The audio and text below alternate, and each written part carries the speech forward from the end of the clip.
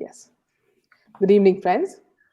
Today, we meet an eminent personality who everybody admires, who's been constantly working towards enlightening people in various aspects that affect people and countries through his books and talk, Rajiv Malhotra, who I strongly believe should be kept in government panels as a consultant to give the right advice as he does meticulous research and has so immense knowledge. He can see so much into the future that many of our people cannot. As all of you know, Rajiv Malhotra is an internationally acclaimed author and global thinker. He combines his background in physics and computer science with his experience in Indians' historical and future place in the world. His work covers a broad spectrum, including mind sciences, civilizations, geopolitics, and the future of India. Welcome, Rajivji. Thank you so much, Meena. I'm delighted and honored. I've seen your shows, and you have a very good, clear thinking, and I'm delighted to be on this show. So please interview me and ask me tough questions about my book, because I'm very focused on a particular topic at a time. Yes. And I pick another topic and I write a huge book on it. So this book is going to consume, this is going to be my focus for at least this year. And then I'm writing many sequels, many other books on the same thing, taking it further. So I would really like you to grill me and ask me provocative questions on what I'm saying, because I'm making many provocations. Yes. And you said that everyone admires you, but I would say as many people as are admiring me are also kind of attacking me or concerned about me. And each time I write a book, I get some new enemies. So in this book also, you should not be surprised that I've taken on some very important, famous people, and I'm quite okay to debate. I believe in mutual respect, and we can disagree. So let's start. So Rajivji, it happens to all intellectuals. See, because people cannot see as far as you are, going, and with the ideas and the thoughts that you're coming, people still think that it's scientific fiction. When you're giving enough proof that all this is happening, and you're just being blind. Yes, that is one factor that people aren't seeing far enough.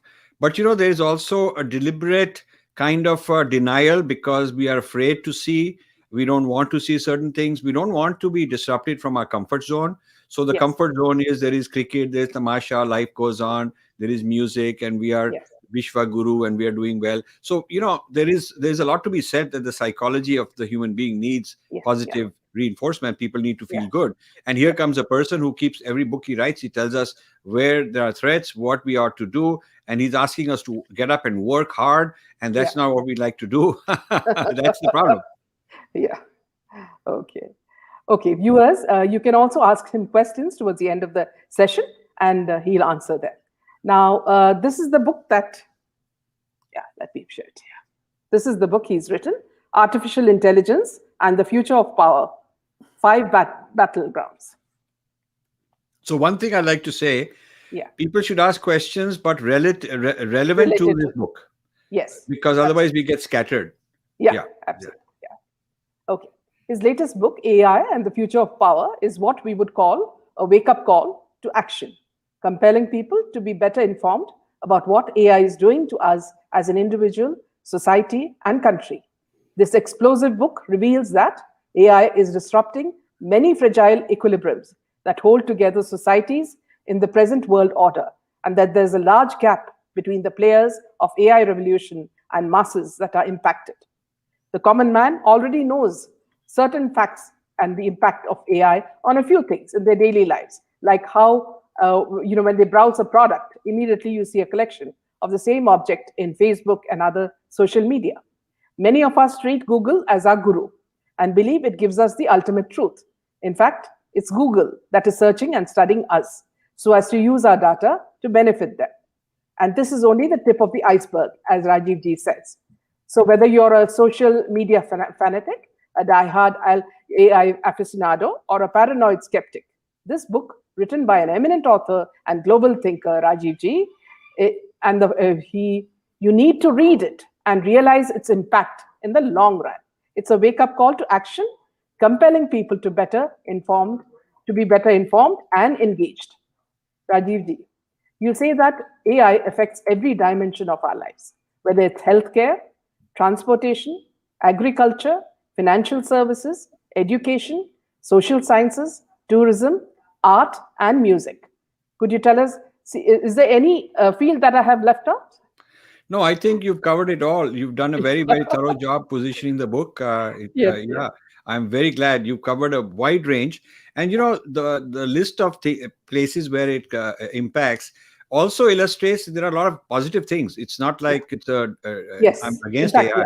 I wanted AI to is ask going you to that in the end. Yeah, yeah, yeah, it's going to solve health problems. It's going to increase agriculture. It's going to do so yeah, many things. The yeah, issue is that there will be those who control it, because it is. If you look at AI, all the AI reports in India, they're all done from the big corporate point of view. It's the tech leaders in Bangalore. It's the big financial investors in Mumbai. It's the top heavy Niti Aayog view.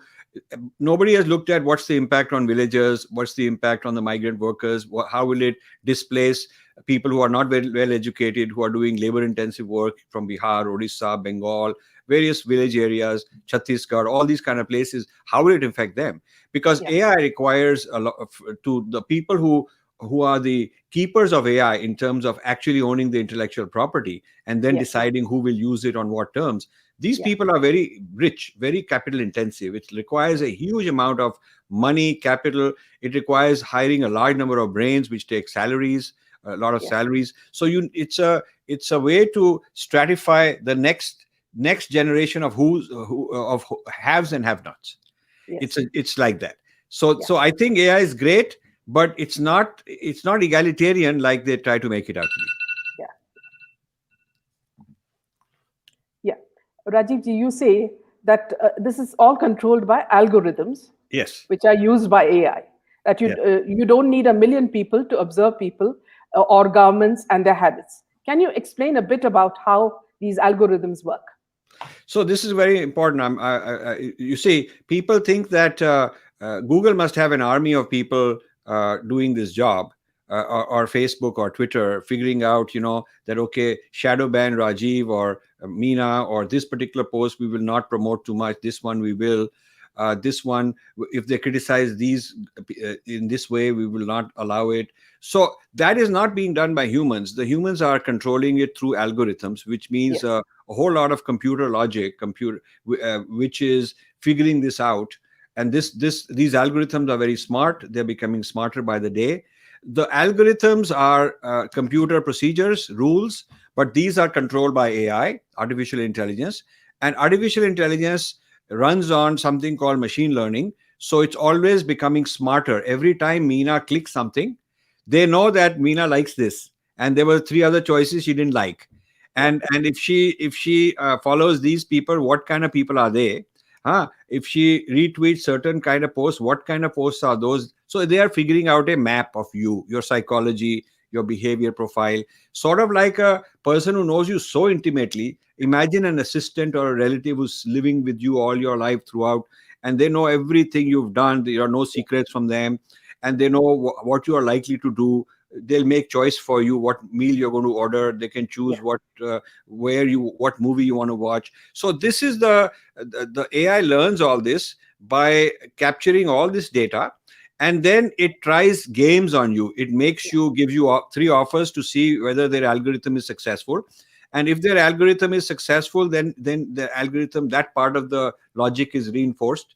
yeah, When the algorithm is not successful because you behave differently than they wanted you to, then they change their algorithm to understand you better. So it's yeah, like a teacher is teaching the child by giving it more and more things to do, encouraging it, giving it reward for something, punishment for some other behavior. At the same time, the teacher is also learning the child, understanding what is the child likely to do. Each one is different. So that role of the teacher is now with something called machine learning. yeah, And this machine learning is successful only if it has access to a lot of data about Meena. To learn this about Meena and to get her to buy the products we want because our corporate sponsors will reward us. if we sell those products, to get her to vote a certain way, to get her to convert to a certain religion, to get her to be of a certain ideology and hate those people, to go into a riot and be into violence. What kind of fake news do we need? All of this AI is figuring out by studying your own data. So it learns you from your data, which is called big data in the terminology. So it takes your big data as a kind of a profile of your behavior and learns you, and then uses it to manage you, manipulate you according to its own agenda. So this is a very big development that has been going on. And the reason I went public in writing this book and not try to sort of not limit myself to private discussions with officials to try and educate them privately, is that I have tried privately. I have, for the last 5 years, when I was writing this book, I've gone to people, I've knocked at doors in Delhi, all over the place.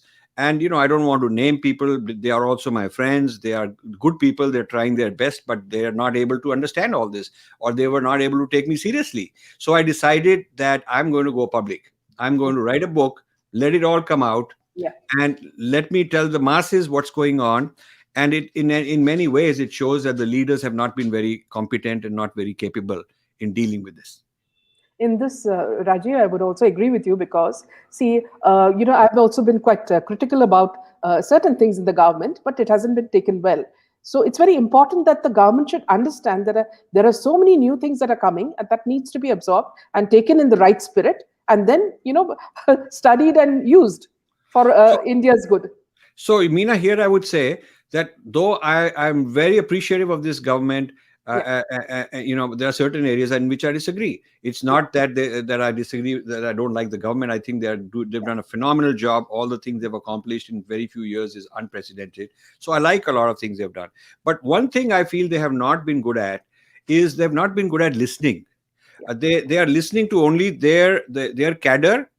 So if you are not a BJP person or somebody that is always 24/7 supporting them, and you somehow manage to get into their books and all that, and you're showing up at all these events in India, all the events where these people hang out, and you're also seen there hobnobbing with them, networking with them. If you're not that type of person, if you are a serious thinker, a serious researcher, but you're not into all this bhed chal and bandwagon and tamasha, and nor are you a shakha product of RSS who may have access through their mechanism. If you're kind of an outsider to the institutional frameworks, you could still be a very good-hearted person. You could be a Bharatiya with tremendous amount of sacrifice you've done and will continue doing till you are dead. You really dedicated your life to this kind of a cause, but you're not part of that institutional framework. Then you don't have a listening mechanism. There's no mechanism that they're interested in listening to you. So they could have created a forum, a listening forum, which is for those outside their institutional framework, but who have something sensible to say. So, for example, if they put you and people like you in charge of and said, okay, you become the listening device of for us. We'll give you one day a month, we'll sit and listen to what you have to say. You can bring in any experts you want, whoever you want us to listen to, you can bring those people. But we are going to be there not giving our bhashan and propaganda and telling you how great we are. We'll be there to listen to you. See, that listening skill is lacking. And that then people start thinking that, okay, they're not listening to me, so who the heck cares, and maybe it smacks of arrogance. So I've tried saying, okay, I'll become like one of them, I'll totally become like them, and I'll go there and see, maybe then they listen to me. It doesn't work, because you're ultimately you're seen as an outsider. You're seen a little bit suspect. You're not speaking the same language, the same style.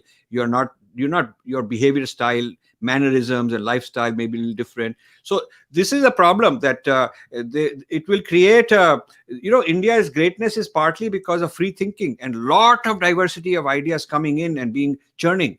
And if you limit that, if you sort of become very stratified in a cocoon by yourself, no matter how good a job you are doing, India will suffer. Maybe you'll get power. Maybe you'll win West Bengal and you'll win all Kerala also one day, and I wish they would, and they would bring Tamil Nadu, and they'll get 100% of all the states under their control. But the point is, so what? So what if the nation suffers, even though the political power might get consolidated? So this is the concern I have. See, sometimes I feel that they are comfortable with mediocres. Yes. You see, this is something I learned in the corporate world also. Yes. Same is true everywhere in the world, and I'm a product of American corporate culture and entrepreneurial culture. So I learned this also, that in a corporate pyramid, a lot of people in the middle lower ranks are jealous, petty. They don't want someone to get ahead. They want him to be controlled. He's an outsider. And why is he jumping 5 levels ahead? So you do have that pettiness everywhere, Yeah. mediocrity. But in the American system, the people Yeah. at the top are accessible. I could always bypass all levels of middlemen and go straight to the top. And the people at the top do understand meritocracy, and they will pick the person based on merit, whoever he may be. If based on merit this person is good, they'll pick him and give him that limelight, bypassing many layers of their own old boys network. The old boys network I found in the AT&Ts of the world, the ITTs of the world, the various corporate structures, government structures. There is that old boys network who are there, like there is in RSS and there is BJP in Congress and everybody. But in the case of the United States, the people at the top will go around their old boys own mediocre middle level and bring in people from the outside and listen to them. This is very remarkable. And I think this used to be the case in India in traditional times. Otherwise, in Adi Shankara, a young man would not have been able to go around all the hierarchy and take on the top people and become the new thought leader. The fact that he could do that, the fact that there are so many such exemplars in our history where, violating the entire hierarchy of power, they were able to establish a new idea, shows that we've had an open system in the past. Yeah. Also, Rajivji, has anyone told you that, see, what you have written in this book, is exposing India to some, making India vulnerable in any way? Yes. In fact, one young woman who followed me for a long time, and we worked together in Bangalore. Again, I won't name. 2 years ago, it was early 2019 or something. We were sitting in Bangalore in this nice Shangri-La hotel having a breakfast, and I was telling her about this book and all that. And she was so fascinated. We went on for a few hours that morning, and she heard this whole thesis. And she's a very brilliant person, one of the smartest persons around. And she said, don't write this book. So I said, why not? So she said, because you'll give ideas to our enemies. So I said, okay, let me think about it. But you are underestimating our enemies. Yeah. Our enemies probably know this better than we do. So I don't think I'm going to give them ideas that they don't have. But I'm certainly going to provoke our leaders who are sleeping. So and what alternative do I have? Look, I've been quietly going around trying to tell people to take me seriously, create this think tank, create that mechanism, all sorts of things. They like what I say. They invite me to some nice fancy dinner. We have nice chai, coffee, all this kind of stuff. A lot of people come and it's celebrated. I'm given importance, but nothing happens. I mean, the idea is not taken forward, and then they hand it over to some mediocre person. This is the problem.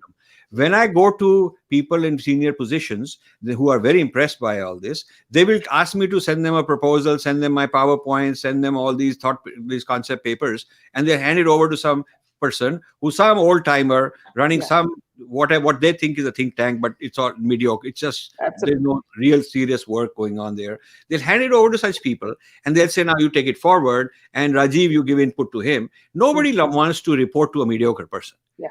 I would not have been successful in the American corporate structure if the top CEOs were saying that here comes a person with a lot of innovative ideas, a lot of originality, but you know what, you should go and report to this middle-level guy.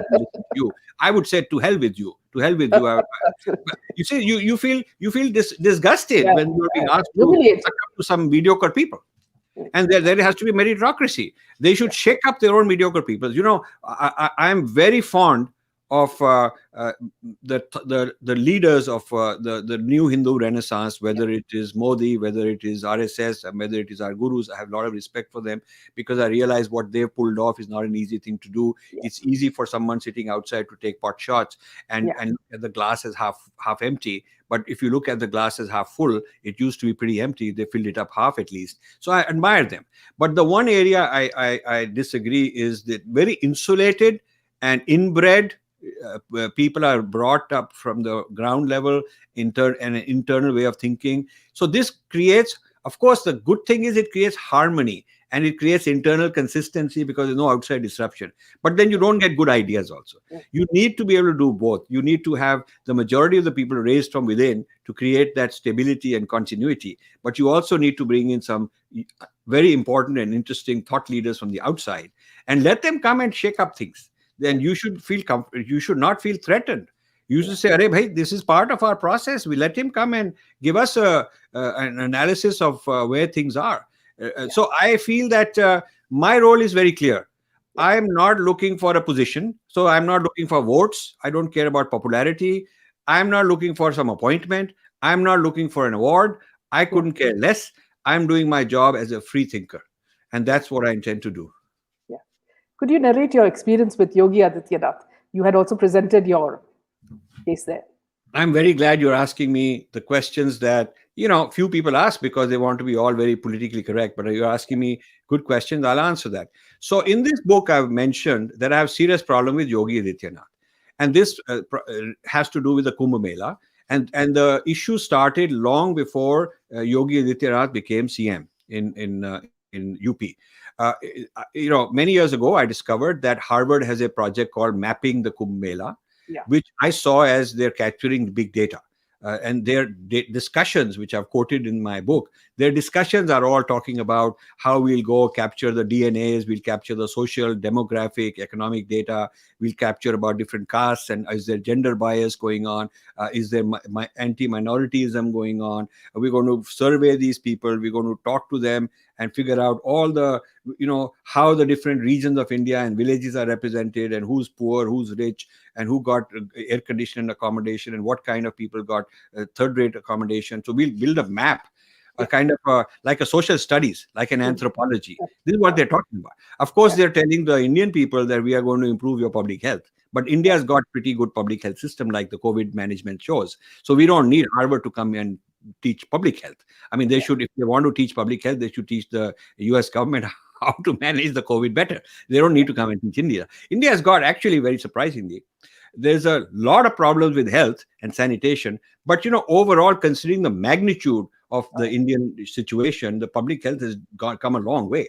So I don't think the Harvard people are needed to come and tell us they'll teach us public health or managing Kumbh Mela better or transportation better or all this kind of nonsense.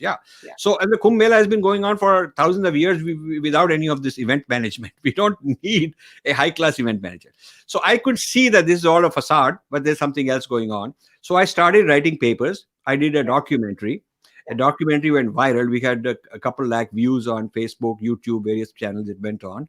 And I was invited to a lot of places. A lot of people were very concerned. So the paper I wrote, a report I wrote on hijacking the Kumbh Mela, said that these people should not be allowed to come with cameras, videos, nobody bothering. And when I asked them, do you give a copy of all your data, all the videos, all the data you gathered, do you give a copy of it to the Home Ministry? They said, nobody ever asked us. Nobody even asked them. They just came in openly and doing all this stuff. So the point is that I was very concerned. I went to the Akhada Parishad, which is the Akhadas are the sadhu organizations, and there are several of them. And these sadhu organizations go back in time. And the Kumbh Mela is actually a sadhu's event. They are the people who are doing the event. All the rest of us civilians wearing clothes and all are sort of onlookers. And we go for our own benefit to take that dip on a special day. But it is the people who are really making it happen, making that process happen, are the sadhus. And so these akhadas are their organizations. And these akhadas have a kind of a unity or a council of all the akhadas. That is called the Akhada Parishad. And the person I went and saw is the head of that. And I was introduced to him by one of the important sadhus who said that this Rajiv Malhotra wants to let you know about the Harvard thing, and you should please give him some time. So I have a Hindi interview with him on my YouTube channel. It is available. So I sat there, we spent a long time. So I made a 45-minute, 1 hour, whatever, video out of that discussion.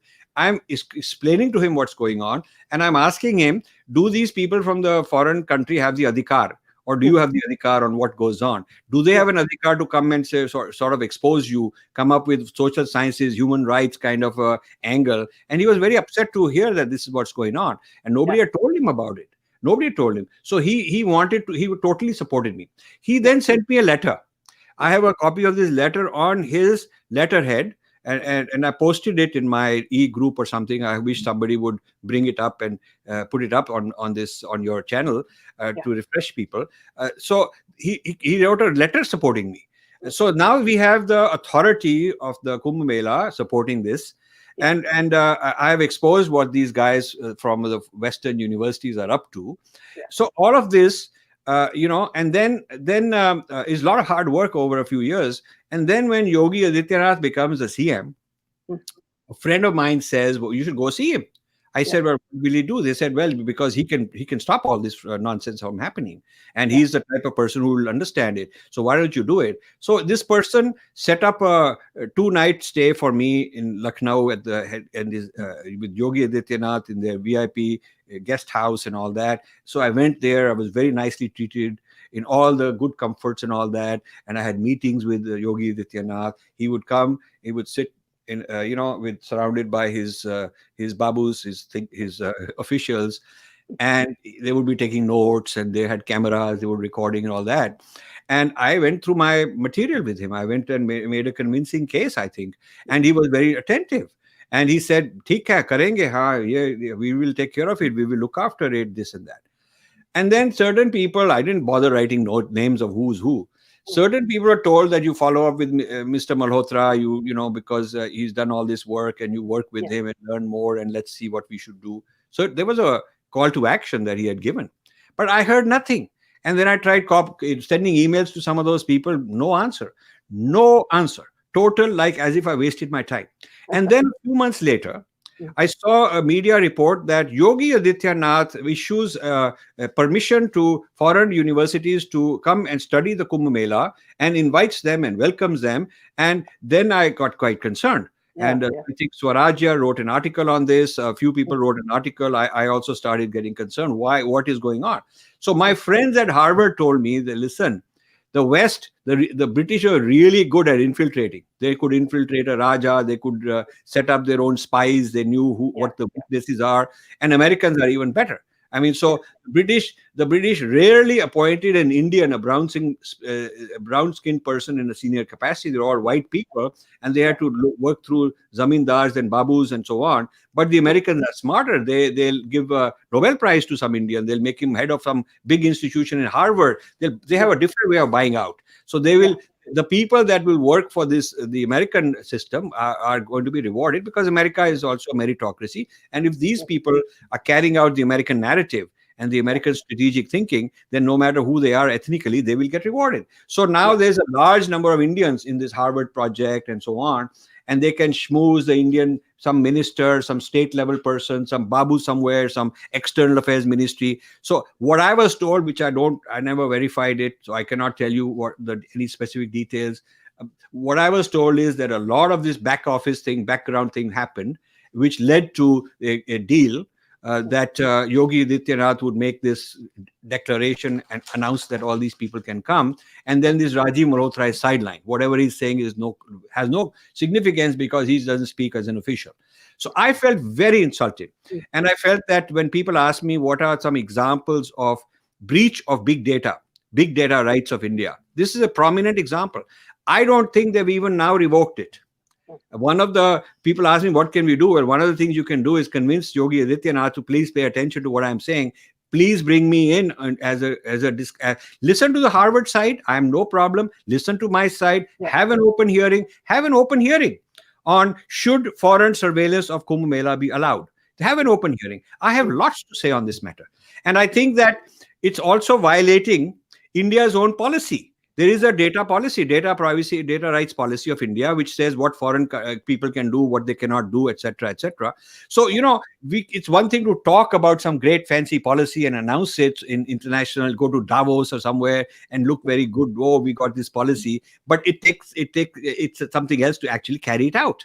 So here you have the chief minister of the largest state and one of the most prominent persons blatantly doing something which is a violation of India's interests, a violation of what the data rights, data policy, data privacy rights, and all the data security rights policies are talking about, and yet nobody cares. Nobody cares. Were you So this, able to I, present this book?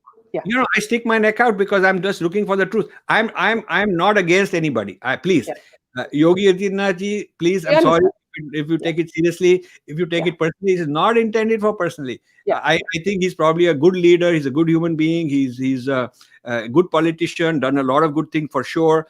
But the point is that India is not just one man here, one man there. There's a bureaucracy. There are thinkers who got in the door, how they got in, who infiltrated. I mean, he's not a subject matter expert on AI. I don't accuse him of, he's not knowledgeable, because he's not supposed to be knowledgeable. I mean, he's a man with a certain background, and he has to get the right experts. What is wrong with his management is that he doesn't have the right experts, and he doesn't have the listening skills to go and listen to outsiders. Yeah. So if he's surrounded by a certain kind of people, a certain cabal, and these people are all sort of sold out or something, either they're sold out or they're ignorant or whatever it is, he doesn't have any other people to go to. So I in fact feel sorry for him that he doesn't even know that there is an issue. I bet, even though this book has been out for a while and so many people have talked about it, I'm not sure that it has actually reached him, that there is this problem. Even now, I'm not sure that people who are understanding my point of view have been able to access him. Yeah. Has this book reached the Prime Minister? I don't know. My publisher has sent it. My publicist, we got an independent publicist, a separate person also, who sent 100 copies to all the many different mainstream, well-known media people. It went to the print, it went to Republic, it went to this WION, it went to all these places. And her job is to follow up, make sure they got it. If they're interested, she can schedule all of that. And so the publisher sent it to the Prime Minister's office for sure. And we also have an intern. There's an intern, Prachi Mishra, who has interviewed me, and she's been on my channel. She's not only interviewed me one-on-one, but she's also gotten a few thought leaders, I told her to bring young people who are into AI and do an interview, because she's interested in AI, and she's in University of Chicago doing her master's in public policy. Now she's working in the Prime Minister's office. She's working in Prime Minister Modi's office, and she's an intern of Infinity Foundation, and she's so much aligned with us. So she also has given a lot of copies to important people. But the thing is, I can't go begging. I can't go begging. I've done my dues of going around and knocking at doors and whatnot. If they want, they can call me, and I'm always available. But I got a very interesting discussion with Vijay Raghavan, who is the chief scientific advisor to Modi. And Vijay Raghavan, chief scientific advisor to Modi, is the person who directs all these policies. So he, with almost a 1.5 hour interview you can watch, he's very impressed by this book. He's openly, both on camera and off camera, saying that you raised issues we didn't think about. We should think about it. We ought to think about it. But I mean, then it's up to the machinery to follow up. It's up to the machinery to follow. All I can tell you is Niti Aayog didn't show any interest in this, and my publisher told me that the gentleman who's the chairman of Amitabh Kant, known to them, Rupa Publishing, who's my publisher, said Amitabh Kant's own book we've published. We have certainly going to get him to endorse it and to do an event for you. Maybe Niti Aayog will do the launch event. They tried all that. Niti Aayog as an institution wanted to be totally silent, have nothing to do with this. Niti Aayog didn't even want to send any one of their speakers, any one of their persons to kind of be present at the launch event. They didn't want anything to do with it. So what is wrong? What is going on? Why is it that something as huge as the artificial intelligence, of which the Niti Aayog are the keepers of future strategy, of which I'm the only person with an India focus who's written a book on it. I've written a 520-page book. Now the Americans are taking it seriously. Next week I have an event with the people in Colorado. A week after I have with people in England. I'm getting calls from the Chinese embassy because they put me in touch with some university in China who want to do a Zoom. They'll have a simultaneous translation into Mandarin, and they want to have a closed Zoom event with a series of people. They want to know what my thoughts are. Even though I'm very critical of China. It's very interesting. I'm critical of China. They want to know. They want to know what I'm saying. So I have access to those guys. I have access to, there are certainly people in the US national security that take this matter seriously. But why are the people in India so insulated and so proud, and they cannot have, that some outsider cannot be telling them something they didn't know? I mean, that's strange. Yeah. Rajiv ji, your book explores the latest battle by AI on 5 battlegrounds. What we see as the holy grail of technology is already disrupting a number of delicate equilibriums, as you say, and creating conflicts on a variety of fronts, and people remain blissfully unaware. What you said is just now an example of that. You call it the return of the East Indian Company in the form of Googles and FB and Twitter, etc. Can you tell us how is controlling the external and internal battles that we face? How do we control that? So, the thing is, AI requires several things that India hasn't done, should do. One is, as far as data, India is considered a very data-rich country. It has got such a huge diversity of human beings and genetics and all kind of stuff and languages. So people who want to train their machines to understand mankind, if they want to go to one country and understand a lot of thoughts and a lot of stuff and have these machines figure out, because machines become smarter through back and forth experiences. If there's one place that would be the best to do, it'll be India. So we keep people keep making all these lectures in their talks. All these AI people, all the leaders in India keep saying, "Oh, we are very data rich. We have big data," but that is raw material. It's like oil in the raw material. You have to refine it. You have to turn it into petrochemicals. And so these refineries, we don't have in India. The Western, it's all these Googles of the world and many others like them who are like the oil refinery. They're taking this raw data and they are the ones making finished products out of it. They are the ones who are figuring out different clever algorithms about human beings and all that stuff. Natural language translation, they are the ones doing it. Even among Indian languages, they are the ones leading this kind of research. So the raw data is not good enough. We have not organized India's raw data. Indian people have not organized the raw data we have into an asset, into a form of capital. Okay, and others are doing it, and we are not there. Second thing is the science, the AI as a computer science itself is advancing and evolving rapidly. Now, in that department, Indian brains are among the top in the world, both in numbers and some of the brilliant people. But they are not working for India. They're working for the Americans or Chinese or Europeans. So people keep saying, "Arey, so and so I know who's great in this subject. Why are you worried?" I say, "Okay, but his employer is Microsoft, or his employer is Google. His employer is one of those guys. It may be Apple or one of those, Amazon." So the point is that while the brains are Indian, brains is also a raw material. There's data as a raw material, then there's brains as a raw material. And again, the Indian brains, the people who are managing the brain, hiring them, rewarding them, and owning the intellectual property, the patents, are the Westerners mostly, and China. So again, we've not been able to put it together. Then the third dimension is hardware. There is a lot of hardware. It is the amount of hardware you need is so amazing for AI. And that is semiconductors. India lost the race. India did not even try to get into semiconductors. A little Taiwan and South Korea are like the leaders. So you don't need to be a giant country, but you need to have proper focus. They are the leaders in this semiconductor, and we are buying from various countries outside India. Yeah. Then you look at something like avionics, all these military kind of things. It's not just the making the plane fly around, but all the intelligence in it is the avionics. And we often get that avionics from Israel for our military. So again, another small country that is way ahead. So, these are things that teeny countries have been able to do far better than us. Yes. And now the future is quantum computing. So quantum computing, China is ahead. China and the United States are neck to neck, and India is just now beginning to get started. But and so the budget for India is bigger than it used to be, and there are a lot more people in it. I've done some interviews with quantum computing leaders of India, and I haven't yet put them out, but we will put them out. Several months ago, we started doing these interviews, and there are so many interviews we've done, so many discussions we've had.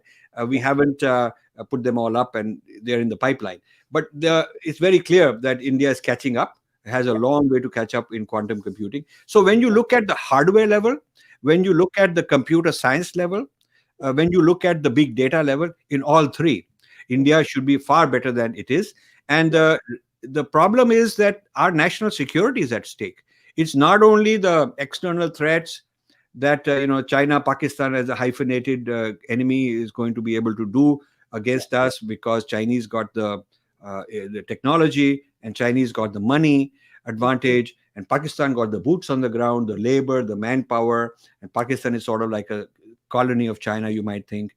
Not only is that a threat from the outside, but internal, what I've called breaking India forces, are now AI empowered. They are now, with the help of AI, they're going to the next level. So I call it BI 2.0, Breaking India 2.0. And I'm trying to wake up my people saying, okay, now you guys are still stuck in this 10-year-old paradigm that I introduced in India called Breaking India. And you're still stuck on the 10-year-old paradigm, but you need to upgrade yourself to BI 2.0. And don't be shy to admit, okay, you didn't know all this stuff. Come to me. I will help you. I can do workshops. I can tell you a lot more than I've written in the book, because I have much more research that I can hand over to you. But people need to be more open to want to learn. People need to be able to say, please help us again. You helped us once before, and your heart is in the right place. So please help us again. People need to say that, and I'll be more than happy to help them. But right now, the Hindutva lobby, the Hindutva people who are into these big tamasha, these big, channels of YouTube and Manthans here and there and Twitter and all that kind of stuff, very famous people. I won't name them because they're also my friends. They are so full of this scandal, that sensation, that, whatever controversy. They still haven't figured out that all that is going to be obsolete, because there's a new level of thinking, a new level of technology which is coming. And it's like an army of bows and arrows fighting an army of tanks. I mean, you have an army of tanks, and so you need to upgrade yourself. So I tell them that Babur brought cannons to the Indian subcontinent, and the elephant army could not stand it. Was no match for it. And the Europeans with Portuguese and others brought the cannons on ships on the sea route. And again, it was devastating. These weapons had existed in other parts of the world for a long time, but we were too complacent. We didn't go and understand them. We didn't figure out, okay, who are these people who are coming? I mean, it's not like they suddenly pushed the button and Babu landed up. These things happen over decades. These things are happening. The cannons are developing. They're being used in various wars elsewhere. Our people didn't bother to understand it. So this business of complacency, just staring at your own navel and feeling very happy, "Arey, hum to khush hain, baithe hain, yahan baitkar, nobody's bothering me. So what? I shouldn't care." That is my next question. Yeah. Tell me. Yeah. You say that artificial intelligence has already started changing the lives of people in almost every field, and even changing the world order. That most of our thinking, memory, and agency are being outsourced to foreign companies, which is making machines smarter and people dumber. In the process, the quest for deep knowledge and critical thinking is fading. Can you explain this? Yeah. So what I'm saying is that everybody appreciates that machines are getting smarter. It's not a controversial statement. But then when I say people are getting dumber as a result of it, people say, "Oh, I'm smart." So they take it very personally. I'm saying that, listen, you may be a smart guy, but you're becoming more and more dependent on these machines and these algorithms to tell you what is true, what is not true. You're doing search here, and whether it is Siri, whether it's a Google search, or whether it's somebody on Facebook telling you something, it's based on your idea of knowledge is based on who is more famous, what did he say, who got more likes for their video, and what does that video say. So you're chasing fame and popularity and those kind of things, and those are all being built and controlled by these algorithms. So some of it is also fake. And you're not going after the adhikar of your tradition, the people of your tradition. You're not relying on them. You're relying on, so Google is the new devata and the new guru. And Facebook and Twitter and Amazon and all these guys, Netflix, these kind of algorithm-based, mechanisms where the Americans mostly control the algorithms. These are becoming the new adhikaris in our society. So we're becoming what I call morons. We're becoming morons. And so moron is somebody who is very emotional, doesn't have much brain, doesn't have much intelligence, making very stupid comments. Lot of the comments in the that I have are totally irrelevant. They make no sense. It has nothing to do with what we're talking about. IQ has gone down. People are not studying. Their attention span has gone down. So, when you have people who are morons and they need to feel good, they're very vulnerable to being hijacked. They're very vulnerable to being colonized. You just need to go give them a hug and Yeah. make them feel good and say some praiseworthy things about them, and it'll be all over the headlines. People love it. They want to feel good. They want to feel that somebody from this country or that country praised us. And this is the secret to winning over morons. You can once you moronize people, and turn them into dependent on yourself, on the algorithms and on the system. They're becoming more and more dependent for knowledge, for emotional validation, for hugging, for all of that. Then you can decide what you want to do with these morons. You can organize them into passive people who are just sitting there and watching movies and happy, or you can turn them into riot. You can turn them into anger, and you also know which of them are vulnerable to becoming this way or that way, which of Yeah. them are left wing, which of them are right wing, which of them are they have Muslim sensitivities or Sikh sensitivities or Dalit or Hindu sensitivities or whatever kind of sensitivity, which one of them are gender biased, gender oriented, and they will flare up when you tell them something about that particular hot button. So you Yeah. know the hot buttons, and you know which hot buttons work for which people, Yeah. and what are the ways of doing it, and you're constantly testing new algorithms and new devices. So right now as we speak, Meena and Rajiv are being searched, correlated with all our previous lives, what's going Yeah. on, where are we now. This is updating the algorithm about you, the algorithm about me. This is huge. This is big stuff. Do you know that uh, the most detailed well, let me start with this. About 6-7 years ago, I went to Facebook headquarters, and they asked me to give two talks. One was open to the public, and Yeah. it was broadcast online. It's still available. And the other was closed room discussion on my thoughts, my ideas. I have a whole theory of the future of these kind of technologies. We're using Vedic ideas. We're using our ideas. Nobody would listen in India, so Facebook was listening, and they were very interested in it. So it was two-way. I said, I'll tell you my ideas, and you want it off camera, you should tell me your thoughts. I'll ask you your thoughts. So they told me several things. At that time, uh, now it's even more.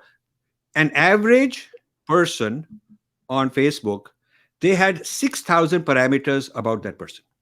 So there are 6,000 variables about Meena that Facebook knew at that time.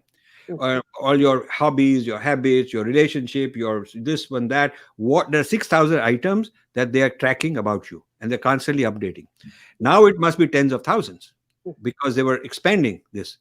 Now there is something called natural language processing, which is based on computational linguistics, and many people don't realize that Panini's grammar was inspiring people in computational linguistics. A couple of decades back, this was happening, and I was telling my friends who are sold out in this that, hey, listen, watch it. They're going to pick our brain, learn smartly out of it, and then they'll build all these technologies and sell it back to us. This is what's happened. Now, from Panini to computational linguistics, from computational linguistics to natural language processing, and natural language processing to GPT-3, and so on. These are going on.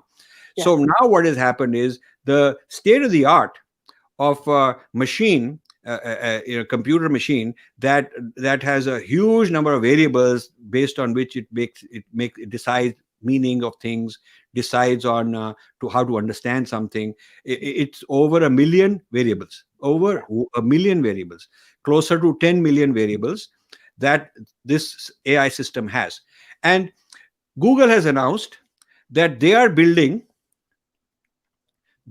something with 1,000 times that. So depending on who you talk to and in what way you measure, it's several million variables, it's a few billion variables, it's a trillion variables, and I'm not joking. And it depends on where you cut off the timeline, whether you're looking at today, whether you're looking at in 3 years, whether you're looking at in 5 years. But we are not looking at 50 years. We're looking at within 5-6 years. Yes. We are talking about a trillion variables that machines will able to track, and the amount. This is something that you and I personally cannot do. So you see the power of machines because of hardware. When I was a young man and doing computer science and AI was my topic, we were thinking of all these great ideas. It was fantasy. because the hardware didn't exist. There was not so much power. There was not so much ability to do things. I would say in the last 15, 20 years, suddenly the level of hardware became so impressive that a new kind of AI started, which is very machine intensive, very machine intensive. And now with quantum computing, which will be a million times the speed, quantum computing, please note this, a million times the speed of the fastest conventional computer today, and maybe 100 million times. Google is also at the cutting edge of that, of quantum computing. So they have something called Google Brain, a project. And they and so, the giant leaps that are happening are not like doubling, tripling, quadrupling, but like thousandfold, millionfold. So the ability to track all 8 billion human beings instantly like that. China is building the world's largest genome database of human beings. 8 billion human beings. China wants to get the genome and the DNA of everyone, and of plants and of animals. And it is not at all a big deal to keep track of 8 billion DNAs, because the machines are so powerful. So you see, we are entering an age so fast that our leaders cannot afford to be obsolete, and they cannot afford to leave people out who are experts, and just because they don't like him, because he's criticized and all of that. Yeah. See, Rajiv ji, something you've written, it's very interesting, is in the travel and leisure field, where you can actually visualize yourself going on a holiday, flying over the Niagara, or having dinner with someone who's actually not sitting near you, but it's like a intimate romantic dinner where the person is sitting miles away, but you experience the whole thing, including the food and everything. See, this is also something that's happening, isn't it, Rajiv? Yes. So, there's two levels of, there are many levels, but two major levels. One is wearables and one is implants. So in this book, I've given a table of progression. Right now, the device is external. The smartphone is outside of you. It's not something you wear. It's outside of you, and you look at it. And the smartphone has got apps, and it can do quite a lot of things already.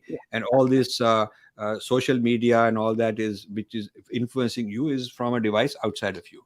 Now the wearables are coming, and augmented reality is coming.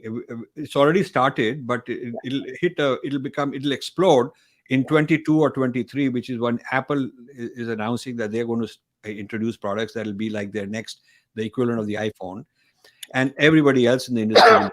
So these wearables, partly gloves and body things, which will give you the sensation of gravity, that give you the sensation of it's cold or it's wet, the sensation of how do you feel like you're in water and you're swimming, and this all of this. You really feel that you are diving inside the ocean somewhere, or you are inside the body of a whale, and you are going inside and getting all those experiences. It's not just visual, it's not just listening, but it's also tactile. So this business of augmented reality with variables of various kinds is going to take us to another level. Before entertainment, there'll be two ways to intrude into your life. One is entertainment, because people love all this stuff. So there will be all these streaming services and plans, so much you pay and you get this much service. And this will be the next level of morons, and everybody will go and they'll spend their life. This will be the ultimate. You can have sex fantasies. This will be the ultimate in pornography, and then you can role play, and you're having sex with this movie star or that particular famous person. So this is a huge explosion in entertainment services, but also medical, because people who got mental condition and they're suicidal, they're violent, they're depressed, you can also give them alternate experience. You can give them an alternate reality. You can kind of give them a reality that is really physically not there, but they can feel that way and help them. So there will be also a big debate on, is it good, is it bad? One is all the irresponsible fantasy, and people have a right to spend their money and do that. Other is that you are actually helping people in a medical way. Now, the next level beyond variables is implants, which is some years away. Wearables are not many years away. Wearables is the big blockbuster industry of this decade. This decade will be a lot of variables and augmented reality coming. If it weren't for COVID, it would already have been here. But the generation of technology even beyond variables is implants. So implants will firstly recognize the neural burst in your brain and be able to correlate it with this burst is happiness, this is sadness, this burst is fantasy, this burst is, anger, whatever, and getting better and better at it. Not only able to detect that, but also to able to play a burst and make you change your state of mind. So a prisoner who is very dangerous may get a sentence that he has to keep this implant. He can live at home, but he has to keep this implant to make sure that he's not getting violent. And the moment it realizes he's getting violent, it will change his thinking and make him non-violent.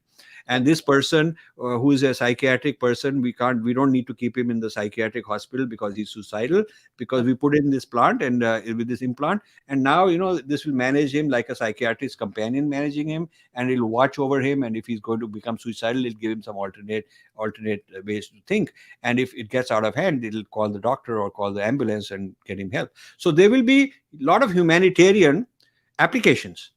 People will say, this is good. Why do we want to keep people in jail? You can keep them at home and they'll be safe. As long as they are safe, why do you want to keep them in a prison?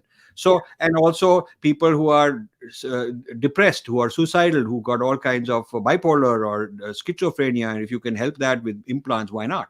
But once the implant comes, and this implant is good for not only medical improvement, but also for fantasy and entertainment and all that, then the implant is there. Then then people are also watching, people are also learning what is going on. Now they're more intimate. Now the Google is searching you, in fact searching your neurons and figuring out what's the most private part of you go up to.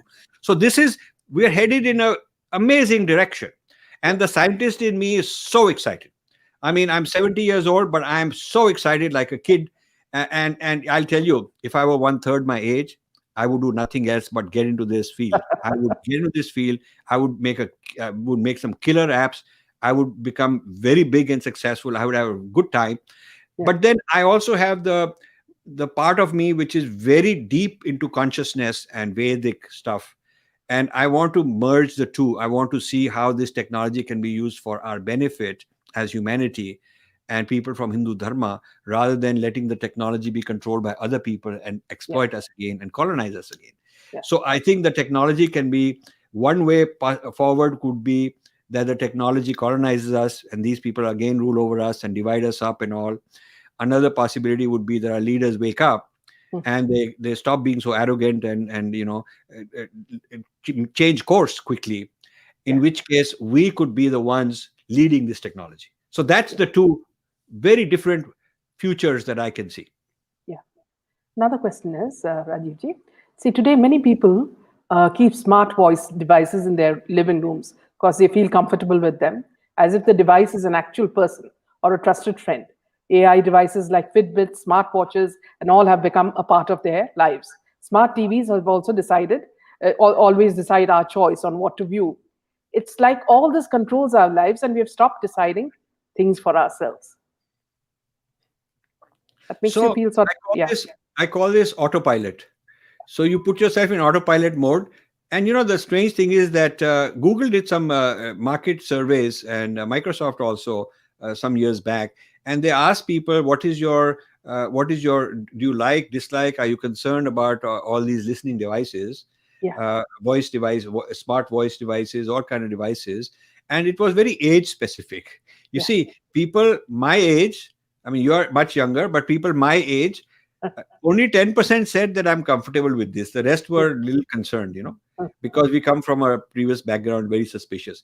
And then the younger people, maybe 15% were concerned.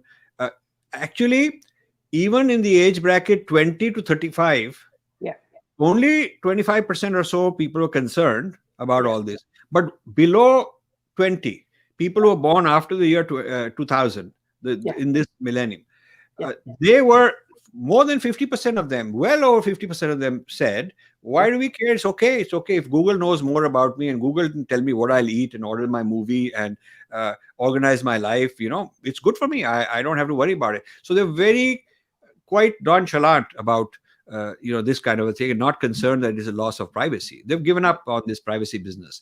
And another interesting thing is that similar things happen with China, where the government is doing so much surveillance. In the United States, it's private companies like Google doing it. In China, it's the government doing it. Yeah. So in China, they have raised a whole generation of people who think that this is good for society. The machine will optimize. It will get me my treatment. It will get my kid into the right college. It will, whatever I need in my life. As a very pragmatic person, this thing is watching and knows what I need, and it'll get Yeah. me more efficiently than it could happen otherwise. So what's the problem? I mean, if they're watching me and they know more about me, it's okay. And as far Yeah. as ideological brainwashing is concerned, they've convinced the people that, hey, there's nothing wrong with that because the state is delivering results. We are richer than we were. We're eating better. We're winning the Olympic Games. We're putting in the space journey. We are ahead of others. We are getting so far ahead in economics and military. Our pride on the world stage has gone up. So if the government is delivering, why do we need any alternative ideology? We don't need this business called democracy and all. See, people in India keep thinking that the Chinese are upset and they'll overthrow the government and whatnot. That's all nonsense. I've heard this for 40, 50 years. That's just wishful thinking on the part of Indians. China is not going to do that because the average Chinese is quite satisfied. The average Chinese, see, here is a proof on why Chinese are satisfied. China has the largest or the second largest number of international tourists in the world. The number of Chinese going outside China is so large. It's more than Americans, more than anybody. So it's either the largest or second largest. Now, so many people going outside China, they all come back. So if they were hating China, they would defect. They wouldn't. But you don't see Chinese coming to India and lining up in front of some home ministry saying, "Humko defect karna hai, humko Indian bana do, refugee bana do." Nobody like that. I mean, you see a lot of Indians who come to New York and they would rather be a taxi driver and get some asylum or something like that. You do see a lot of those, but you do not see Chinese running away from China, wanting to become refugees in some human rights pretext and all. Not that they would not be welcome. I think the West would love to have as an example to show that whole lot of Chinese are defecting, but Chinese are happy to go back home. Chinese students come to this country. Chinese and Indian students are like number one, number two in numbers, but Chinese students go back. What? They go back. Indian students don't. So how can you say that the Chinese are frustrated lot? Why would they all go back and want to work there, whether it is tourists or whether it is students? You see, so their model of governance, we don't like it because we like freedom and democracy. But this is the power of AI. The AI has convinced them, from the artificial intelligence has convinced them that we'll deliver you better services, better lifestyle, better health than all these other countries where it's all tamasha and nonsense going on. And so the power of this AI to make you think a certain way is so huge that the entire Chinese, I wouldn't say entire, but I would say most Chinese people are convinced that this is fine for them. Rajiv, you also say that India has forsaken its metaphysical roots in Dharma to chase Americanization of Artha, which is materialism, pursuits, and karma, sensual gratification, and that India is home to one of the largest talent pools of young brains, yet the short-sighted policies of its leaders continue to sell them as cheap labor to make quick profits and wage arbitrage. Have you spoken to the PM about your findings and how it can help India fight global forces? See, the thing is, PM is not necessarily accessible to me. There is a PM office, PMO, and they are sort of the keepers, and there are several hundred of them. They know me. They have contacted me in the past. They can call me, and I'll happily be there. So if they're interested, I'm available. I have written this book, and it's for them to read it. I mean, if they don't want to read it, are not interested, I can't force it on them. I have done many years of going around on a silver platter and saying, "Acha, let me get in and get some time and give my presentation." I've done all my job there. So I'm not going to go around doing any more. Now, the issue you're raising is very important. That my feeling is that India civilizationally is neither here nor there. We are neither on a Vedic foundation nor are we Americanized. We are running between the two. And so one of the important things that you got to think about is our values put dharma, artha, kam. Moksha is otherworldly, but this worldly pursuit with the body inside in this particular Vivarika realm is basically the pursuit of dharma as the foundation. As long as you are on a dharmic foundation, arth is fine and kam is fine. Material wealth is fine. Pleasure is fine. That is why we have all the nach, Gana, dance, and music, and kavya, and all of the nice aesthetics of life, the good cuisines, all kind of delights of life we have, and that's because these are okay. And we were not a poor people, otherwise we would not have been able to build Mohenjo-daro and so on. We were very rich people, and that's okay, but it has to be on a dharmic foundation. It cannot be without the dharma. Artha becomes material pursuit, and it's a different worldview, different structure, not dharmic. And similarly, without the dharma, if you go on this pursuit of kam, it is just pleasures for the sake of pleasures. That also is not right. So we've abandoned the dharma, and we are pursuing the artha, the American multinational corporate sensex economy, everybody chasing in Delhi who's got what going on in their life with money and all. And the kama, we are also chasing all the kama delights. So without the dharma foundation, so we've lost the Vedic substratum. And we have not yet become the Americans in terms of being able to enjoy all these things at their level. And we never will. Because for 1.3 billion people, we cannot, on that scale, achieve the American lifestyle. We cannot. I mean, if you imagine the per capita number of cars in USA. Okay, how many cars per 100 people? And if you say the same amount would be available in India, that kind of penetration of cars, India will need such a large number of cars that the country will become a parking lot. I mean, everybody is just sitting in their car. There's hardly, you need 20-lane highways. I mean, you need such massive amount of capacity of transportation if you want to turn it into an American-style automobile economy. So, we have to think differently. Our needs are different. India's population density, if you look at amount of land compared to America and amount of population compared to America, it's roughly 10-1. It's roughly 10-1. We have 10 times as much density of population per square kilometer as United States. So we have to think differently. India's situation is different. We cannot chase the American solutions. India's neighborhood is different. We have a hostile neighborhood. The largest number of kilometers of hostile boundary in the world is India. If you look at Pakistan, China, Bangladesh, all of that. United States, do you know what is some of the greatest gifts they have? One is that there is no border dispute with America. Canada doesn't claim even 1 inch of American territory. In fact, the US-Canada border is the world's largest open border with no soldiers on either side. Largest, huge border. What a gift. You don't have to have a big military defending you. Similarly, on the south with Mexico, Mexico is very weak, very weak. There is all fence and all that, but the other side is very weak. And on one side is the Atlantic Ocean with thousands of miles before there is any country. And the other side is Pacific Ocean, even bigger.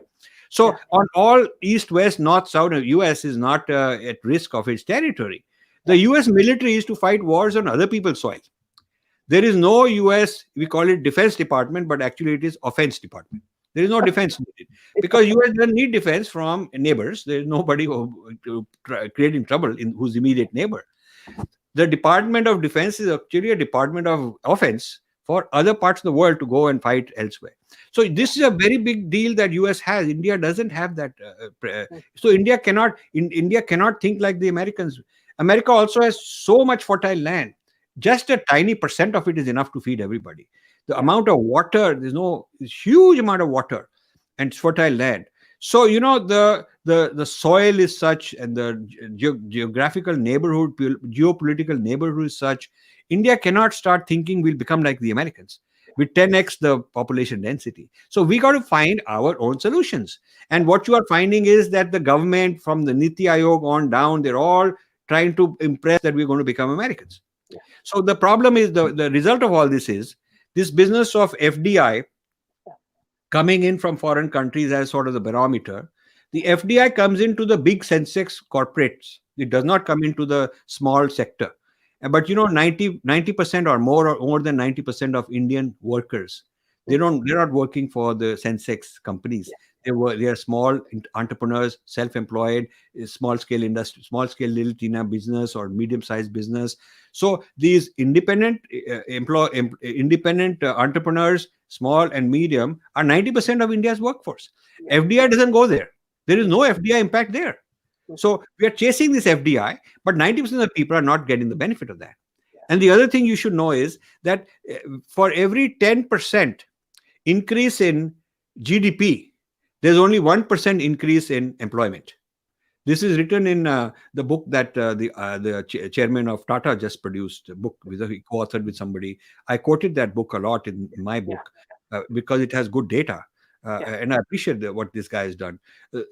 One of the things he points out is that every time India's GDP grows by 10%, the total, as a result of that, the total impact on growth of employment is only 1%. So the Yeah. other 9% growth of GDP has to do with capital.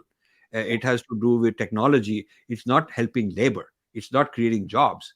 So people who got a lot of money to invest, they can get a good return on that kind of growth. As far as the employees are concerned, which India has so much surplus of manpower that they are not getting the benefit of this kind of growth. So the growth of Indian economy is lopsided. And there's 16 17 million, something like that. I don't have the latest figure. 16 17 million young people every year reach the age of looking for a job, Yeah. but there are not 16 17 million new jobs created. Yeah. So there's 16 17 million new people arrive to get a job, but there are not so many new jobs created, only a fraction as many new jobs created. So what happens to the rest of them? They get absorbed in the family to be looked after by the family. They get there are ways the government creates artificial jobs just to keep them occupied for the sake of keeping them occupied. But the legitimate uh, economy based job creation is not happening at the same rate. So I would say that when India is chasing United States, Yeah. and we say, oh, unka ye problem hai, hum bhi ye karenge, I mean, that's just looking at it superficially. Yeah. If you do a detailed analysis, India cannot become like the United States because of its population, because of its geography, because of the hostile neighbors, all of Yeah. those factors, lack of education. India cannot become like that. And Yeah. India has lost its Vedic heritage, Vedic foundation as a lifestyle, Yeah. So we are bhatak rahe hain hum. Na idhar ke rahe, na udhar ke rahe. We are sort of running around. How is AI affecting going to affect jobs? And you said that rich people will become richer, poor people may become poorer. So could you tell us in this context how will it affect them? Yeah. So what will happen is those who are highly educated and get into some AI or related field will get good jobs, and they'll do well. And maybe some people from very high class universities, and places like Bangalore and all that, they'll do very well. Yeah. But the average masses that are not so positioned will not do well. And the new technologies will change the manufacturing. Some of the old manufacturing will go away. New manufacturing will enter. New kinds of some service companies will no longer be needed. So there'll be a very big disruption in the labor market. And now it's a commonly said position, which I disagree with. Commonly said position in all the reports is, Rajiv, don't worry, AI will create more jobs than it will destroy. AI will create more jobs than it will destroy. This is written in all these reports. McKinsey wrote them, and World Economic Forum says it, and all these big four, consulting companies like Pricewaterhouse and Ernst and Young and all these guys, they say it. I don't agree with it, because when you look at those reports, and I've talked to people who've written those reports, in the small footprint in the back, it says methodology. The methodology was they went to the big corporate Indian entities, they talked to the HR department, and they did a survey. Are you going to hire more people? Is AI going to be good for you, bad for you, like that? And based on the surveys, they produced this report. But that's bogus. That's not the way you do a report. You don't go to the top 200-300 companies which are already rich and the share price going up and they're making ton of money and all that. You don't go to just those people and poll them and say that that's a view of India. Maybe Yeah. you could say that's a view of big corporate India. That's fine. But that is not the view from below. None of those people who wrote the reports have gone to the villages and talked to the Yeah. panchayat. None of them have surveyed the plight of the migrant workers, what will happen to them. I have not seen a single Indian economist tell me that they are working on, not only they have not done it, they're not even working on impact of AI on the bottom 500 million. That's what we need to do, because the disruptions in society, you can't evaluate them by sitting at the top and feeling very good and sitting in Gymkhana Club and Delhi golf course and having your nice, kebabs and drinking some beer and saying, ha ha ha, ye to hum. One is your next trip to this country or that country and showing off with each other about their golf game and all that. That kind of a circle are totally unqualified to make a comment on what is the impact of AI on India. So to understand the impact of India, first of all, Niti Aayog should organize at every state level a research on AI and impact and opportunities. What are the opportunities that AI brings to your state? To your state will be different. Somebody is a farming state, somebody is some manufacturing state, somebody is textile state, whatever state economies there are, you have to worry about it at the state level. So whatever Niti Aayog is doing, it should be done at state government level. And then those people should bring in district people, panchayat people, village people. They should look at what percent of their economy in the poorest villages depends on migrant workers who send remittances. Migrant workers send remittances that support the lowest 20-25% of Indian villages, which would not be able to make ends meet without the remittances from migrant workers. That's how big the migrant worker economy is. And nobody has produced a report. I don't know of a single dissertation from some economics department that talks about this is the economics of the migrant worker phenomenon. This is how much money they send. This is how much people are supported. This is what would happen if they lost it. And this is the impact of AI, because some of these people, their jobs may be disrupted. What will happen to the village back home? So you see, the Indian thinkers who are highly lauded all over, they go to these very fancy, they go to World Economic Forum and everybody in India claps ki ha hamara neta wahan chala gaya, speech laga diya. Point is that they have not done their job properly in terms of understanding where the future is headed from the point of view of the bottom 500. And unless you can capture the view of the bottom 500, it's no good. Rajiv ji, India is nowhere in this digital war. China and US, as you say, are in the front. What does India have to do now to protect its country and its people? How can India become an AI leader? So, we should set a 3-year goal, a 5-year goal, a 10-year goal. China set a goal many years ago that by 2025, they'll be number one in the world in AI. And even the Americans are now concerned that they're achieving that goal. China is. So India needs to have all those goals. These goals should be an AI commission. There should be a commission, like there is a space commission, there is an atomic energy commission.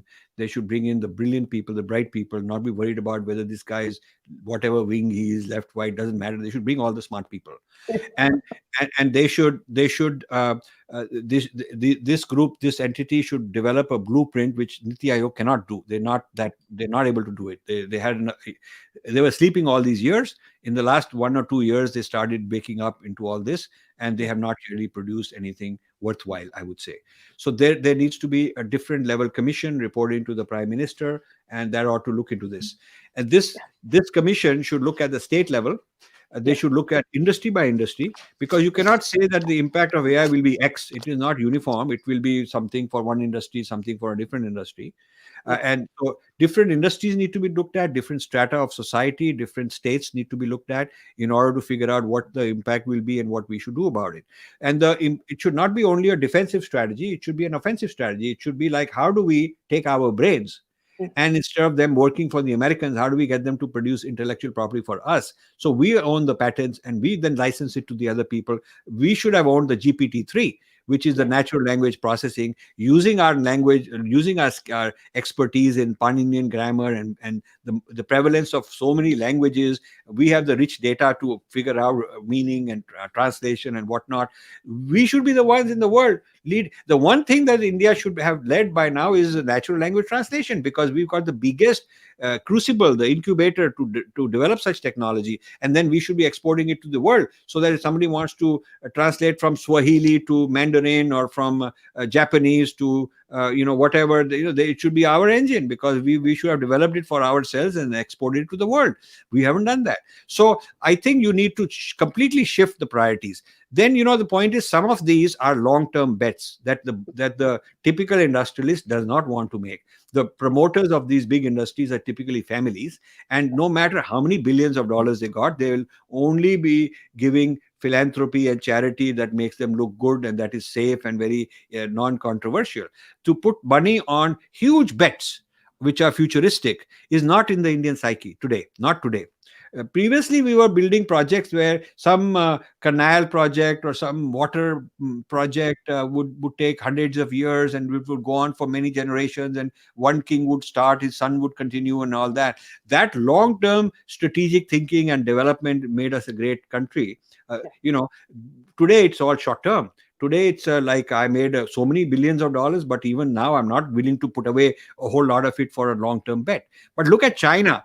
China made 10, 15 years ago, they made some very big bets. They bet that they want to be the number one in solar power. They have become that. So they put so much investment to do R&D. They wanted to become number one in electric vehicles, lithium-ion battery. They control the world supply of lithium, and they also have most of the patents in it. They wanted to be number one in drones, and they are. They wanted to be number one in robotics. They are. Quantum computing, they are neck to neck with US. So they took the areas which have the huge game-changing effect, and they made very big multi-billion dollar bets on them. This is not something that our people are willing to do. The size of venture capital in India is tiny compared to venture capital. You look at the size of venture capital in China, venture capital in United States, venture capital in Europe, Japan, and all that. India is tiny by size. So in terms of innovation, which is what venture capital tries to do, we are not an innovative country anymore. We are just copycat service, provide service to this, that guy. We are not an innovative country. And so we are proud of our civilization, but that civilization we are proud of was built on innovation, tremendous innovation. So if we lost that innovation, you cannot have pride based on the past. Okay, so this is our problem. So we need to reignite innovation in India. We need to think long-term and make long-term bets. We need to bring the best brains working for us, no matter what we think of this individual or that guy's lifestyle or whatever the heck, So this is no time. We can't lose time because we run out of time almost. And so India needs an emergency view of the new technologies that are disruptive technologies. This needs to be a very emergency view. It's not enough to have a conference for 3 days like they did last year. I also spoke there. It's not enough to just have a conference and everybody speak and tell us how great the future will be, and everybody clap each other and they go home and we think we've done our job. It's not about conferences and talking.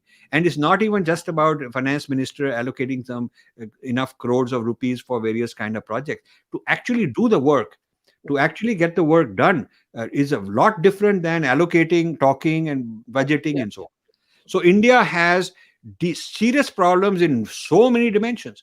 I mean, look at the defense research. The AI is driving the defense of the future, the weapons of the future. And India is importing that, not able to develop it internally. We are developing sort of medium tech, not cutting edge tech. Now, there are people there. I know some people in ISRO are doing some really amazing things. I am so happy they're doing it. They just started doing these, and they should be given more resources to encourage them to move up. So the good spots of India are there. I mean, there's work in TIFR that I'm aware of. There's work in some projects in Indian Institute of Science. There are projects in ISRO. So there are islands, and these need to be brought up. They need to get more empowerment. And then we need a way to bring all our smart people back. We need to, rather than alienating and all that, the people who are technocrat brains, especially young ones, we need to have lots of opportunities to bring them back the way China does. So the thinking needed is very broad and very deep. And it's not happening because the priority is to win some election.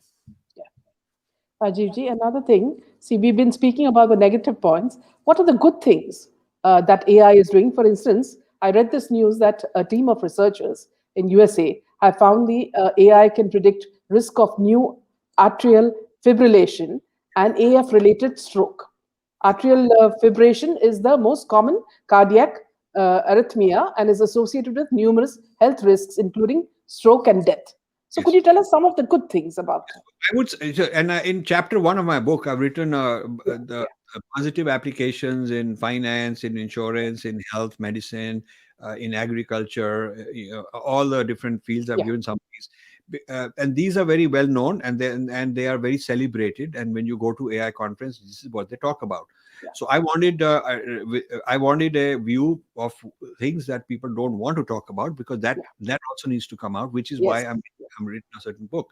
But AI has got tremendous amount of positive things, which is why I said, as a technocrat, I'm very happy with AI. I want to, if I were a young person, I'd get into AI and I would do a lot of things. But you see, the point is this: with all the, let's say, all the agriculture enhancements that will happen with AI, the question is, are we going to license it from Monsanto, yeah, or are we going to have it? And yeah, is it going to be an Indian? Or is it going to be, a few hundred Indian brains working for Monsanto developed it and they own technology, and these few hundred people got a good life, yeah, as individuals, they got a good life. But as a country, we have to rent it, license it back from some foreign guy. So the question is this medical breakthrough that you talked about, who will own it? I mean, the one of the largest industries in the United States is the pharma industry. One of the yeah, largest industries in the Western world is the pharma yeah, industry, yeah, and they thrive on patents and they thrive on intellectual property. So it's not like they are discovering these things and anybody can do it. Who yeah, will be the owner of it? This is what you have to think about. And yeah, agriculture, the American agricultural giants from Monsanto on and many others, they are huge companies, and they go and license this new technology all over the world, and they make a lot of money on it. They always find a way that this technology will benefit them. It will benefit others who are their customers. But if they are their customers, they depend on the supplier. There is this asymmetry of who's the producer and who's the consumer. And India is a consumer country, is becoming a consumer country. And we are not a producer of AI solutions, we are a consumer. So we will get the benefit of agriculture, a lot of stuff in agriculture, and a lot of drones we are getting from various places. So we're buying a whole lot of technology, just like we're buying the social media. uh, you know we're buying all these we're buying defense. So India has become uh, the Atma Nirbhar is a very good start, and I congratulate Modi ji for that. But it should not be only manufacturing, it should also be R&D, yeah, because R&D, you own the whole technology, then you license it to somebody, and then he can manufacture it, and then that product goes to the distributors and retailers and all that. And the further down the channel you are, the less control you have. The further upstream you are, the more control you have over the future direction. So please note this: whenever we do manufacturing using the latest foreign technology, it's already one generation behind what they got. If somebody licensed you generation N of Chinese, electric vehicle, lithium ion technology, and Mahindra going to manufacture it, you can be sure that they got N+1, and maybe N+2 is in the drawing board, in the lab. So we have to become an R&D shop. And India is very proud that we have a lot of engineering. A lot of people tell me we have a lot of engineering, which is true. We are engineering, we got a lot of good engineering design. But then I ask them, is this engineering as a supplier of service to a foreign client? Or is this engineering where we own the design and it's our intellectual property and they'll have to license it from us? And then they say, wo to theek baat hai. That's the thing. We become like dalal, there is a whole problem of the middleman who become very rich yeah, selling Indian things, whether it's raw data, raw material, whether it is raw brains, selling it off and becoming very rich. We have to stop praising these guys and lifting them up on a pedestal like they are great shots. They are the people who milk the whole country. I know they created a middle class. The outsourcing did create a middle class. I thank them. I'm very glad. But China, after creating a middle class with manufacturing, low cost manufacturing, their billionaires and their government started reinvesting most of that money for future long term bets. We didn't do that. AI is the epitome, the climax so far of computer science. That's the ultimate gift of or product of computer science. And I'm a computer scientist by training. yeah, So I know this. So AI is where computer science has taken us. But how is it that India is 10 years behind in AI after calling itself software superpower? Arey bhai, few years ago we were software superpower. So if we are software superpower, how come Chinese went ahead of us? yeah, You see, we have to, I mean, these are interesting and important, thoughtful insights and provocations. And our people have to sit down and talk about it. And they have to listen to people who are bringing it to their attention and not accuse me, blame me, wish I were dead or gone and all that. I won't tell you because I don't want to get this out, but I get all kind of threatening stuff. And I get all kind of, you started by saying that he's somebody everybody likes, but I'll tell you, because of the provocations I make and because of the fearless way I say my things, I get attacked a lot. I mean, people who are close to me, family and all, I don't even tell them because then they start worrying, too much. I'm not worrying about it because I've had a good life and I want to spend the rest of my life doing the right thing, being very honest, very transparent, and whatever happens, I don't care. Brilliant. Yeah. Just a few questions, Rajivji. Amrita is asking, can you say a few words on the battle for self? Chapter Wow, 5. this is very good. This is very good. I'm going to request one thing. People in the audience, I'm requesting you should read the book. You should. I'm giving all these talks and all to get you to whet your appetite, but you must read the book. Even if you won't read 500 pages, I'll give you a secret. Read the first 25-page introduction. That's 25 pages. That you can read. Then there are 10 chapters, but every chapter has a one-page chapter highlights, bullet points of chapter highlights. And I've spent a lot of time summarizing the whole chapter in the one and a half page chapter highlights. So if you just read the introduction and the 10 chapter highlights, that's the least you should do. And this will tell you what is the brains of this, what is the tattva of this whole book, and and then the second thing you can do after you read is do a review, write a review, give your comments, write a review, go to on Amazon, write a review. This is what will popularize, more people will start doing it. Tweet your link.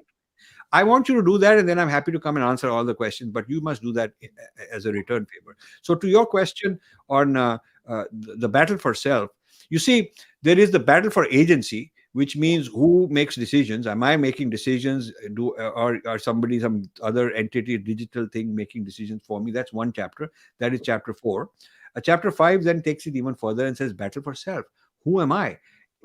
Our tradition says that this Atman, this inner being, this adhyatmic journey is where I go to my real self. And my real self is not this outer thing, which is neti. I kind of avoid all that. I enjoy it, but I don't get indulged. I don't get stuck there. I enjoy it, but then I go deeper. And when I go deeper, I discover Sat Chit Anand. That is the Anand I discover. And that is what the ultimate journey is. So what this AI is doing is it is basically built on the assumption that the person's body is just a machine.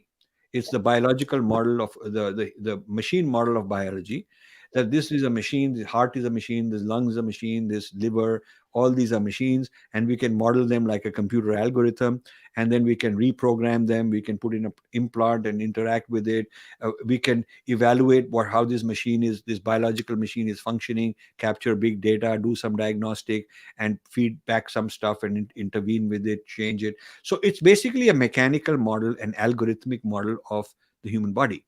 And so the more it is algorithmically modeled as a human, as a machine, the more we can supply it to artificial pleasures, artificial joy, artificial anger. We can make the various feelings and emotions and all that artificially because we understand them.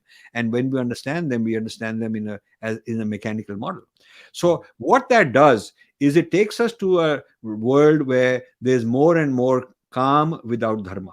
There is pleasure without the feeling of Satchitanand.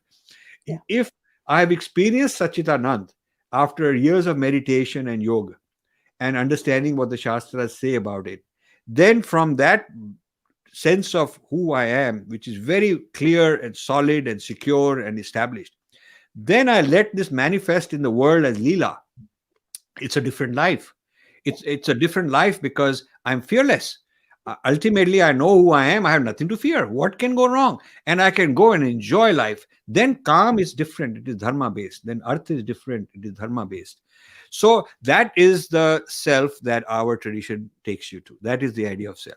What this mechanistic model does is says, no, you don't need that. Why you need to do 20 years of meditation and yoga? I'll just put this plant, push a button, and you'll be happy. You'll be feeling, oh, wow, why you want to do all this?